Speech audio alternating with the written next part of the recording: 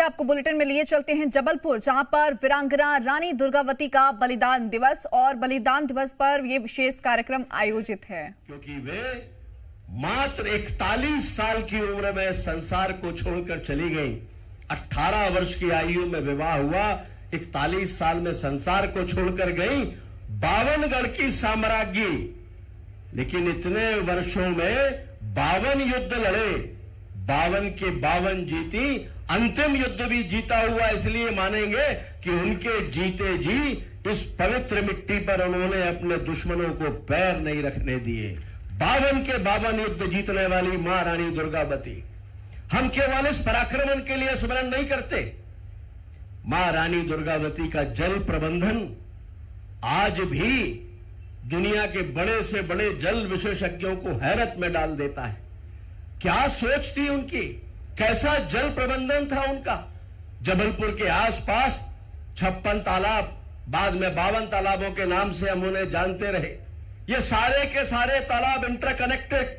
कब कौन सा तालाब भरेगा, उसके बाद कौन सा भरेगा, हमारे बुजुर्ग ये जानते थे, क्योंकि वीरांगना मां रानी दुर्गावती ने ये उन्हें बताया था।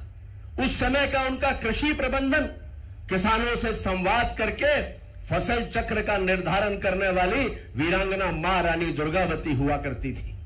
और आज हमें गर्व है कि ऐसी मां वीरांगना रानी दुर्गावती को स्मरण करने का सौभाग्य हम लोगों को मिलता है।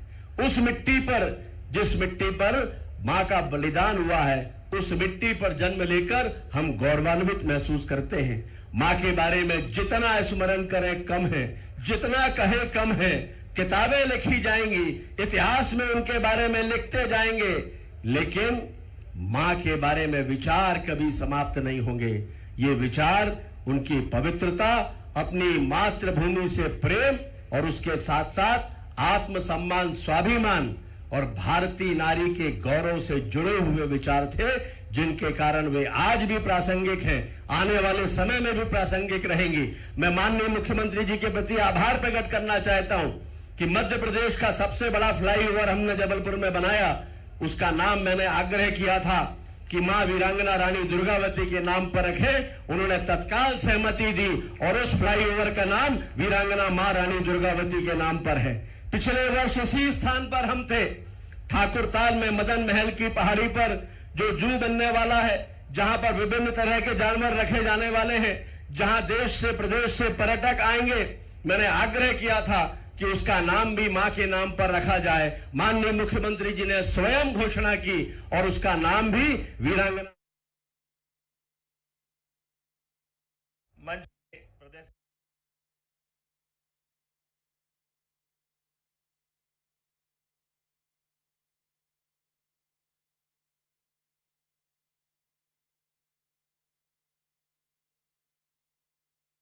अपने कार्यों, विचारों और नेतृत्व क्षमता से प्रदेश को नई दिशा देने वाले उनका हार्दिक स्वागत है। मंच पर आप अपने विचारों से हमें अनुग्रहित करें। जय जोहार। आज अमर शहीद रानी दुर्गावती के बलिदान दिवस के अवसर पर मंच पर विराजमान माननीय प्रदेश अध्यक्ष श्रीमान हेमंत खंडेलवाल जी, माननीय यहाँ के आपके पूर्व सांसद, हमारी सरकार के लोकप्रिय मंत्री श्रीमान राकेश सिंह जी, यहीं मंडला की हमारी नेता और सरकार की पीएचई मंत्री अभी गोंडी भाषा में अच्छे ढंग से बात रख रही थी, हमारी माननीय मंत्री संपतिया उइके जी, मंच पर विराजमान आपके अपने लोकप्रिय सांसद आशीष दुबे जी, इस अवसर पर एक और माननीय सांसद सुमित्रा वाल्मीकि जी, यहाँ के लोकप्रिय विधायक श्रीमान इंदु तिवारी जी, माननीय विधायक संतोष बरगड़े जी, माननीय विधायक अशोक रोहाणी जी, माननीय विधायक नीरज सिंह ठाकुर जी, माननीय जिला पंचायत के अध्यक्ष श्रीमती आशा मुकेश गोटिया जी, माननीय महापौर जगत बहादुर जी, जिला अध्यक्ष राजकुमार पटेल जी, ग्रामीण के जिला अध्यक्ष रत्नेश सोनकर जी, इस मंच पर विराजमान हमारे प्राधिकरण के अध्यक्ष संदीप जैन जी, उपाध्यक्ष प्रशांत केसरवानी जी, अखिलेश जैन जी, रिंकू विज जी, नगर निगम के अध्यक्ष सोनू वाचवानी जी, महामंत्री और महिला मोर्चा की अध्यक्षा सहित पूरा मंच जोरदार ताली बजा करके पूरे मंच का और अपना खुद का भी आज गौरवशाली दिवस में हम अपने आप को शामिल कर लें। रानी दुर्गावती, उनका नाम आते ही मां नर्मदा की पुत्री, अदम्य साहस, अद्वितीय पराक्रम और अटल स्वाभिमानी, नारी शक्ति का साक्षात जगदम्बा भवानी का स्वरूप किसी में देखना हो तो रणचंडी थी। वो वीर वीरांगना की रानी थी। और क्या रानी दुर्गावती का जीवन काल, अकबर जैसे उस समय के अलग टाइप के बहुत बड़े राजा से एक बार नहीं 3-3 बार मार मार करके धूल चटाती हुई, जो सच कह रहे थे राकेश सिंह जी, 51 युद्धों में जिसने विजय पाई। जोरदार अभिनंदन करें रानी दुर्गावती का। हमारे लिए सौभाग्य की बात है, इस गोंडवाना और इस महाकौशल बेल्ट के अंदर रानी, हमारे तो छत्तीसगढ़ के आधार पर छत्तीसगढ़ की पहचान है, लेकिन छत्तीसगढ़ के बजाय 52 गढ़ जिसके थे, जोरदार अभिनंदन करो। पूरे क्षेत्र के अंदर मालवा के यहां से चालू होकर के छत्तीसगढ़ तक, इधर से लेके उधर तक, और शासनकर्ता में भी, यद्यपि जल्दी उनके पति का निधन हो गया, लेकिन 5 साल के बेटे को सिंहासन पे बिठा करके 15 साल तक अपनी प्रजा की जो सेवा की है, और सेवा करने में वो सारे कीर्तिमान बनाए। खेती अच्छी कैसी होना चाहिए, पानी का प्रबंधन, आज भी वो सच में बताते हैं कि नर्मदा जी के किनारे के साथ साथ हमारे अपने जल रचनाओं का खुद का काम होना चाहिए, और पवित्रता के बलबूते पे शासनकर्ता के नाते होना चाहिए। और देश के बड़े बड़े राजा अकबर के सामने सरेंडर हो रहे थे, लेकिन सीना तान के हिमालय की एवरेस्ट चोटी की तरह जो डट के खड़ी, वो रानी दुर्गावती थी। हमारे लिए वो सौभाग्य की बात है। इसलिए जन्म तो सबका होता है, जन्म और मृत्यु के क्रम में जो अपने जीवन का एक एक पल जनता की सेवा के लिए, जनता के साथ और दुनिया की किसी ताकत से न डरते हुए हिम्मत से जो काम करे, तभी तो युगों तक वो पहचानी जाती है। आज लगभग 500 साल के आसपास ऊपर उनका जन्म हुआ है, लेकिन उसके बाद भी पूरा देश, पूरा प्रदेश रानी दुर्गावती को अत्यंत सम्मान से याद करता है। हमारे लिए वो गर्व और गौरव के साथ, मध्य प्रदेश के लिए तो और गौरव की बात है।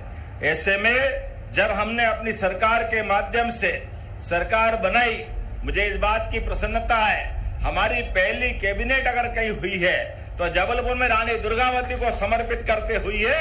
यह हमारे लिए सौभाग्य की बात है। उनके आशीर्वाद से जन कल्याणकारी कामों के लिए हम लोग आगे बढ़े।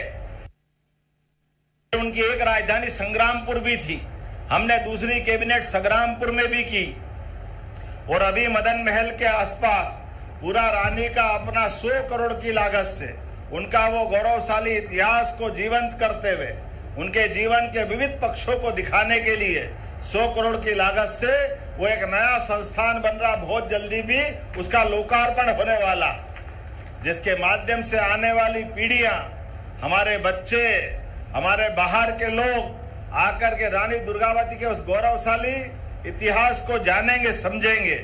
मैं यशस्वी प्रधानमंत्री के लिए जोरदार अभिनंदन करें माननीय नरेंद्र मोदी जी के लिए, जिनने ऐसे विरासत से विकास के अभियान में ऐसे सभी महान हमारे अपने स्वाधीनता सेनानी, महान शासक, उनको विरासत से याद करते हुए शासन के लिए मान सम्मान के साथ उनका अलग प्रकार का इतिहास जनता के सामने सही रूप में जाए, ऐसा अभियान चलाया।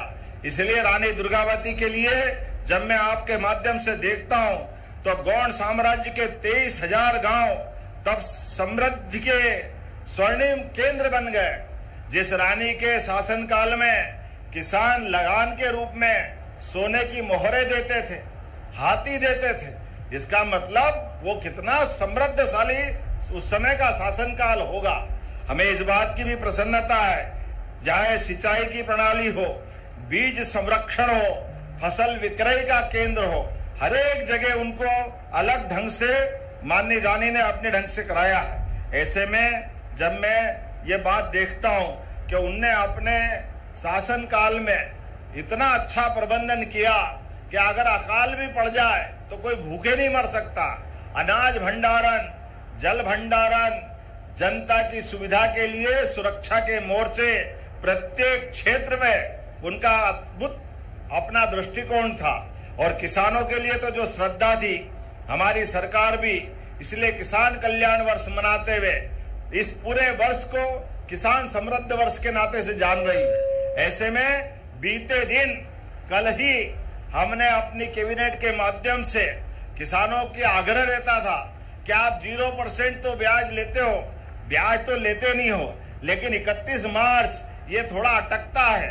31 मार्च में फसल कट के आती नहीं है, ऐसे में ब्याज लगता है पूरे साल का। सारे लोग किसान इस बात का आग्रह कर रहे थे कि कृपा करके इसको अप्रैल तक बढ़ाओ, कोई कह रहा है मई तक बढ़ाओ। हमने कल ही निर्णय किया है कि हमारे किसानों के हित में हमारी सरकार ठोस काम कर रही है।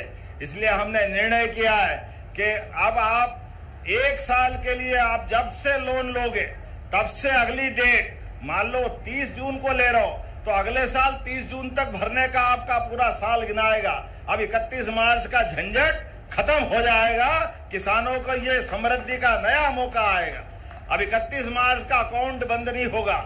इसके बदले में जो पैसा भरना है, सरकार 880 करोड़ रुपया अपने पास से दे करके किसानों का भला करेगी। एक तरफ हम जब इस क्षेत्र में देखते हैं तो पर्यटन को लेकर भी, रोजगार को लेकर भी, उद्योग धंधे को लेकर भी प्रत्येक क्षेत्र की चिंता कर रहे हैं। इसलिए आप कभी सड़क बनाना हो, कभी और कोई विकास करना हो, तो अभी तक किसानों के लिए हमारी सरकार डबल राशि का मुआवजा देती थी। डबल राशि के मुआवजे के बलबूते पर किसान के लिए थोड़ी कठिनाई थी, कई बार गाइडलाइन नहीं बढ़ती थी, तो हमने कहा कोई बात नहीं, किसानों के लिए 2 गुना नहीं 4 गुना देना पड़े किसान के लिए, हमारी सरकार सबसे पहले काम करेगी ताकि अपने जीवन में कोई डैम बनाए, कोई नहर बनाए, कोई सड़क बनाए, उनके लिए सड़क बनाने का भी मौका मिले। और किसी किसान की जमीन अगर योजना में जाए तो वो दूसरी बार खरीद भी सके और बदले में परिवार को 2 पैसे मिले तो अपना अलग से कुछ काम धंधा भी कर ले। लेकिन आज जब मैं आपसे बात कर रहा हूं तो रानी दुर्गावती के नाम पिछली बार हमने चिड़ियाघर बनाने का यहाँ एक बड़ा निर्णय किया था। लगभग 500 करोड़ की लागत से एक बड़ा समृद्ध चिड़ियाघर बन रहा है।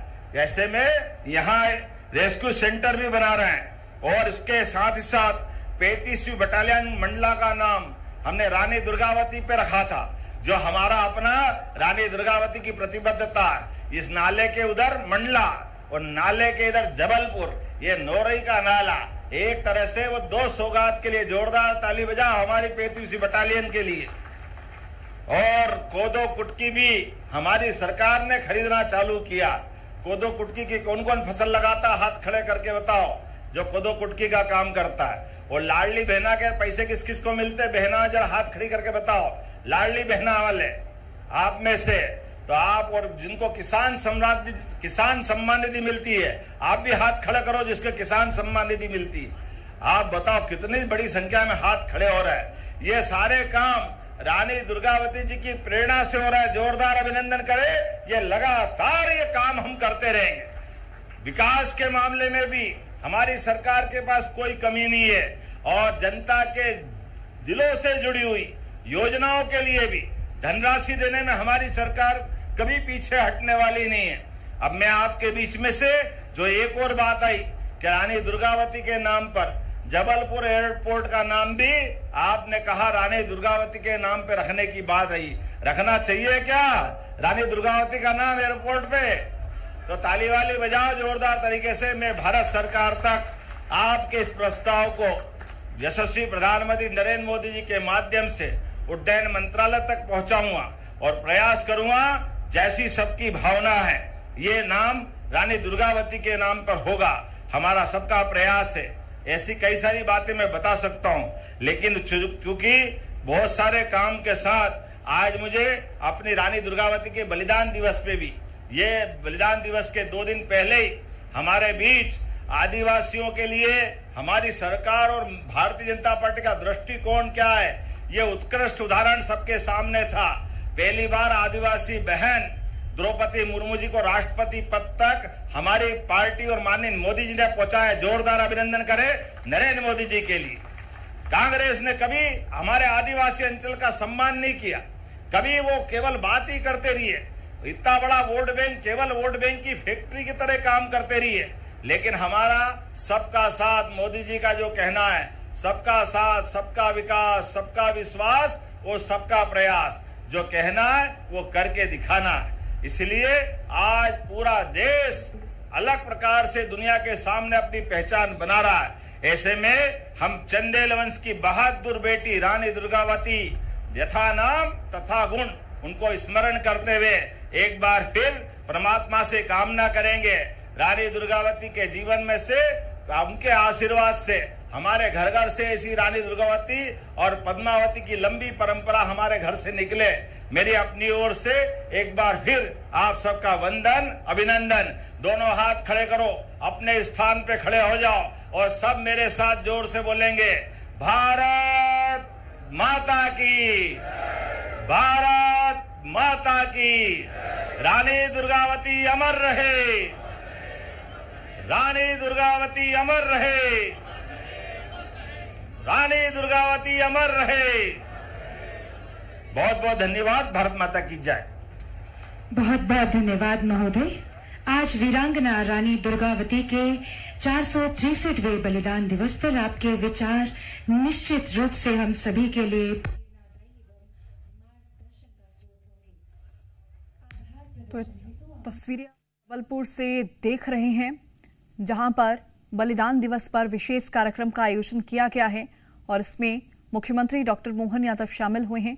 कार्यक्रम में इतिहास और विरासत को लेकर बातचीत हुई और इस दौरान मुख्यमंत्री डॉक्टर मोहन यादव ने उसका जिक्र भी किया। वीरांगना रानी दुर्गावती का ये बलिदान दिवस, इसके अवसर पर विशेष कार्यक्रम का आयोजन किया गया है।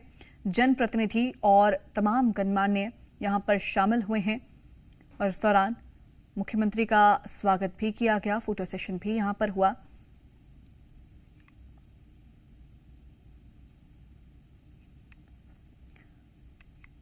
देखिए, सबसे पहले वीरांगना रानी दुर्गावती को श्रद्धांजलि अर्पित की गई।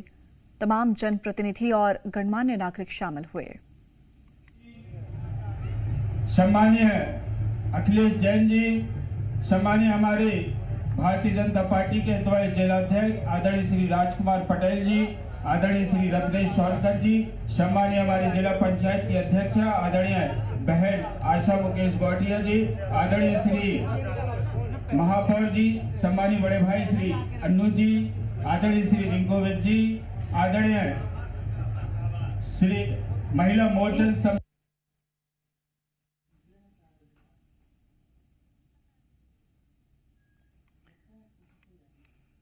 देखिए, रानी दुर्गावती के शौर्य और बलिदान को यहाँ पर याद किया जा रहा है।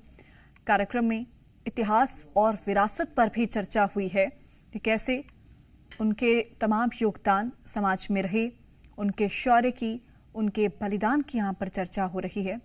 तो तस्वीरें हम आपको लगातार दिखा रहे हैं जबलपुर से, जहाँ पर मुख्यमंत्री डॉक्टर मोहन यादव मौजूद हैं। माननीय मंत्री श्रीमान राकेश सिंह जी, माननीय मंत्री संपत्ति उइके जी, हमारे सभी सांसद विधायक, हमने सबने गोंडवाना की वो वीरान पहाड़ियों के बीच एक महान बलिदान की गाथाएं जो अपने सैकड़ों सालों से सबको आकर्षित भी करती है। मैं अपनी ओर से, मध्य प्रदेश सरकार की ओर से रानी दुर्गावती के उस बलिदान को स्मरण कर रहा हूँ और हमारी सरकार ने जबलपुर, संग्रामपुर ऐसे कई स्थानों पर रानी दुर्गावती के नाम पर कैबिनेट करते हुए रानी दुर्गावती के उस अप्रतिम योगदान को स्मरण किया। साथ ही साथ कोदो कुटकी से लगा करके यहाँ भविष्य में जू बनने वाला उसका नामकरण भी किया। जबलपुर के अंदर के बड़े फ्लाईओवर का नाम भी रानी दुर्गावती पे किया है। लेकिन हम सब की इच्छा है, जो माननीय मंत्री जी ने कहा, सभी लोगों ने कहा कि यहाँ के एयरपोर्ट का नामकरण भी रानी दुर्गावती के नाम से किया जाना चाहिए, ताकि कहीं से भी फ्लाइट आए देश के बाकी हिस्सों से, तो ऐसे में वो सबको रानी दुर्गावती के इस स्थान की याद दिलाए। ऐसे में हमारी सरकार रानी दुर्गावती एयरपोर्ट बनाने के लिए अपनी रिकमेंडेशन भारत सरकार माननीय मोदी जी और उड्डयन मंत्री तक पहुंचाएगी। मेरी अपनी ओर से बधाई। तो वीरांगना रानी दुर्गावती का ये बलिदान दिवस, इस मौके पर उनको याद किया जा रहा है, उनके शौर्य, उनके बलिदान को याद किया जा रहा है। आपने बाकायदा जिस तरह से मुख्यमंत्री डॉक्टर मोहन यादव संबोधित कर रहे थे, उस दौरान भी आपने उनको सुना, और अब जब वो मीडिया से बातचीत कर रहे थे तब भी उन्होंने इस बात का जिक्र किया। तो तस्वीरें भी हम आपके साथ लगातार साझा कर रहे हैं। इस पूरे कार्यक्रम में इतिहास और विरासत पर मुख्यतः चर्चा हुई है। तो बलिदान दिवस पर यह खास कार्यक्रम जबलपुर में आयोजित किया गया है, जिसमें इतिहास और विरासत दोनों की चर्चा हुई है। तमाम जनप्रतिनिधि और गणमान्य इसमें शामिल हुए हैं।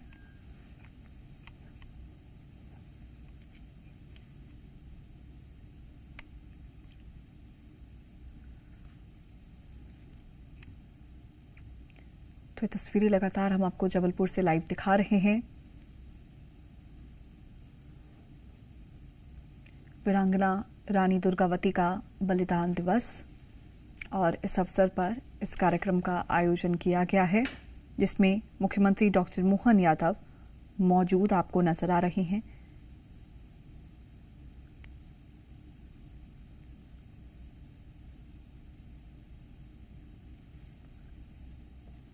और इसमें दोनों तस्वीरें हम आपको दिखा रहे हैं। पहले श्रद्धांजलि अर्पित की गई,